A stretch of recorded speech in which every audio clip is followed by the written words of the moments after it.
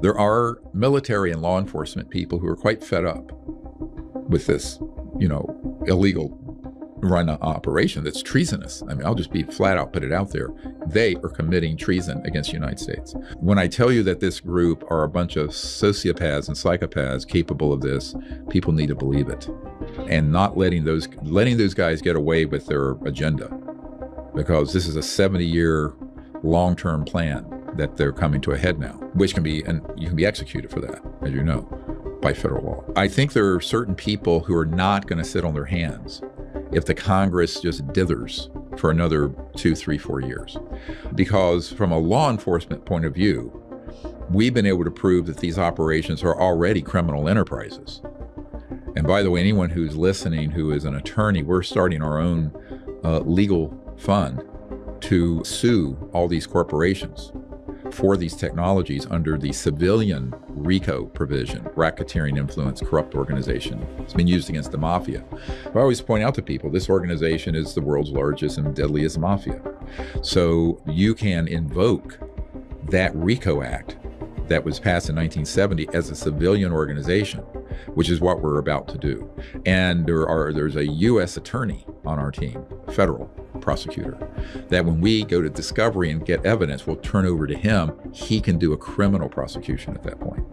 So we're not going to sit on our hands. Now, we're encouraging Congress to move quickly, but in the meanwhile, I can tell you there are things afoot that are going to go more quickly. So what I'm trying to do is be sure, and this is why, listen, everyone sitting here listening should write to your member of Congress and your 2 senators, whatever state you're from, and encourage them to pass these laws protecting the witnesses and to hold open hearings.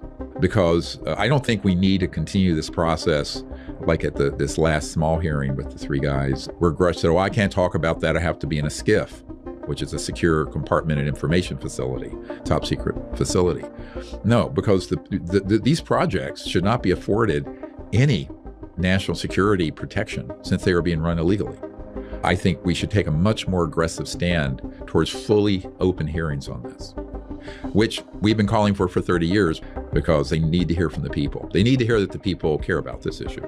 The most dangerous is their capabilities to stage a alien invasion that would convince everyone that's false, and B, things that they can do geophysically.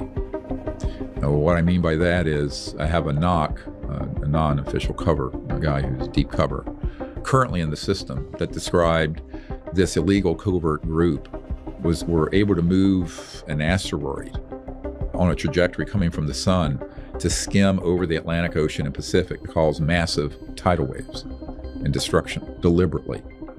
And an ET craft intercepted that and saved our bacon. Now, I also know that they have systems that they can put on fault lines off the coasts of various land masses like California and elsewhere, and they can trigger those. And those can cause massive earthquakes and tsunamis. When I tell you that this group are a bunch of sociopaths and psychopaths capable of this, people need to believe it, and not letting those guys get away with their agenda, because this is a 70-year long-term plan that they're coming to a head now, is a true threat to humans. So those 2 areas are the most disturbing things I have discovered about this organization, what their plans are and what their capabilities are. And these aren't theoretical capabilities, these are actual ones. So to have an organization that's not being overseen by the people or by Congress or the White House, that have those sort of technologies and that kind of malicious intent, we're talking an existential threat to humanity and to our country. And that's why, I left my medical career a few years ago to fix this, because once I learned what was really happening, I was ready to walk away from, whatever it is, 400,000 or 500,000, 600,000 a year as a doctor to fix this problem. And I don't get paid, by the way. Everything we do with this is pro bono, or we're sort of philanthropic group. We're supported by donations. And, these films, by the way, how we did it? We crowdfunded them. The biggest crowdfunded documentaries in history have all been the ones we've done on this. I know that people like Chris Brown and Demi Lovato and Sally Arna of Godsmack and others have helped, get the word out through their fan base. So a lot of it is having influencers help us get the word out. And I thank you for that. So the illegal secret government used these in clandestine operations, drug running, human trafficking, staging false events like abductions so people think the aliens are a threat, and in some cases just normal operational use and testing and development. But they're not used in, if you were to contact the senior folks at the Pentagon, one of the comments that Admiral Wilson said, and also the man I briefed, who is the head of the director of the Defense Intelligence Agency, is a 3-star General Hughes. He said, look, we can't get any information on this, but the problem is the best thing I have is a B-2 stealth bomber, and this secret government group have things that can do circles around it. So they said, what are we going to do? I said, well, you have to get these under control. Now, this is what I've been saying to everyone from the CIA director for Bill Clinton in 93 all the way through the 90s, and I'm still saying it to members of Congress. The good news is that the amnesty bill, if it passes, which after a 6-month period, all those operations would be considered criminal, then you could put law enforcement in place that goes in and seizes these craft and technologies and the bodies. Well, because they're wise enough to know that if they were to do such a thing, it would create panic and would also be portrayed by the spinmeisters as an alien invasion. See, it's a catch-22. If they were to do what you're suggesting, the public has already been brainwashed about there being a threat from aliens, which is completely not true. But you bring up a very good point. And this is one of the things I had this conversation with these members of Congress about in the last few months, is that any civilizations that is thousands to hundreds of thousands of years more advanced than we are, if they were hostile, they would just shut this whole enterprise down it'd take a fraction of a second. So this is a proof that they're not hostile. They're also very patient, and they don't want to do something that plays into this false narrative of this illegal secret government group.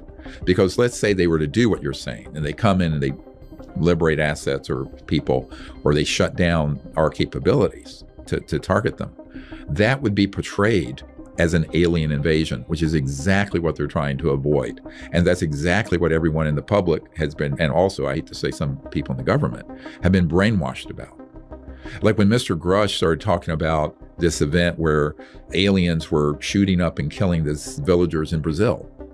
Well, he didn't know that that was a CIA clandestine operation using our own man-made craft, and it was 100% being done by humans. So why wouldn't he know that? Because he's a young guy who wasn't read into that. He wasn't briefed into that part of it. He just heard the story.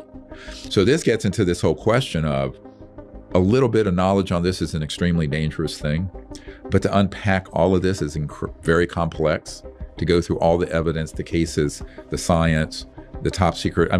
Most people can't get their minds around the 70 or so top secret whistleblowers we have up on our YouTube channel, never mind the other 700. But so it's a very heavy lift, right? But it needs to happen. And at least the process has begun. But the ETs are way too smart. With my meager IQ, if I have figured out what the consequences would be of them doing what you just suggested and just coming in and taking their assets back or landing or exposing themselves massively to the whole planet, they know, like I do, that would be immediately spun by the spinmeisters and the liars as some kind of attack and alien invasion. And I think they're just way too evolved socially and spiritually and intellectually to fall into that trap. Because if I figure this out, I'm sure they have. But I think the other part of it is that I think this is a very good question that comes up a lot. Why don't they go ahead and do it and just fix this mess? I go, well, everybody heard of Afghanistan? 20-some years in Afghanistan. So we go in there. I know a lot of special forces and Green Beret people who are over there. And we go in there. We think we're going to impose Jeffersonian democracy on a country run by warlords, right? Opium trading warlords.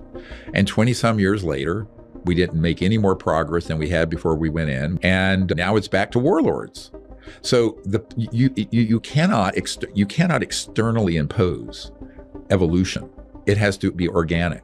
So I think the ETs are wise enough to see this and know that humans have to evolve socially, economically, politically, spiritually, whatever, by learning. Now, it doesn't mean they just sit back and let us do everything.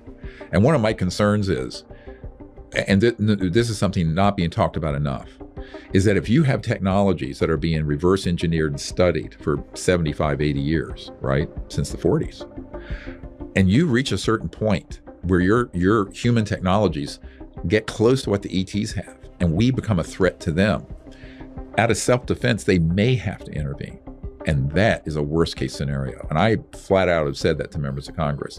We are running out of time to do this little do-si-do dance of kindergarten level of studying this issue. And they would not do it out of hostility, but they would do it out of self-defense. But most people don't know this. I mean, if I know of 122 cases where we've knocked their spacecraft down, we also have weapon systems on satellites out there in space that have targeted these extraterrestrial assets and craft. At a certain point, if our technologies get good enough and they're scalar, which means they could go beyond the speed of light and go to another star system, not the craft, but the energy weapon, then we become a true threat to other worlds. So my view of it is that if people want to know what the problem is in this corner of the universe, go look in the God. I mean, it's what humans are doing. It's like that Michael Jackson song, Man in the Mirror. But it's like we need to look at that and say, what are we doing? But the problem is most of the American public, and I would say most of the Congress still, don't know that those activities, that we have the technologies to be that kind of threat out there, these covert human illegal projects. So letting a group like that wander around doing anything they want in defiance of the law with no oversight by the people and no oversight from the Congress, the people's representatives, that is a true threat. So when people say, are the UAPs a threat? I go, not the ones from off planet, but the ones that are here that we're making, yes. That is the biggest threat to our national security, way bigger than China, Russia, or Iran.